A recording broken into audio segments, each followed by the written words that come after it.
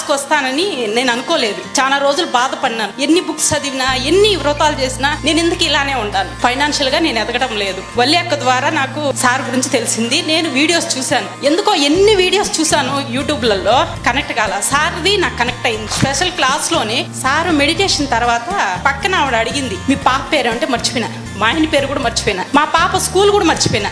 అంటే ఏంటంటే నేను డీప్ గా వెళ్ళిపోయాను. పిల్ల, భర్త ఏమి గుర్తురాల, తల్లిదండ్రులు కూడా గుర్తురాలి. అంటే అంత కాన్సన్ట్రేషన్ పెట్టినా. నాకు సార్ దగ్గరకు వచ్చి నాకు ఈజీగా సంపాదించాలి, అఫర్మేషన్ తోనే కూర్చొని సంపాదించాలి.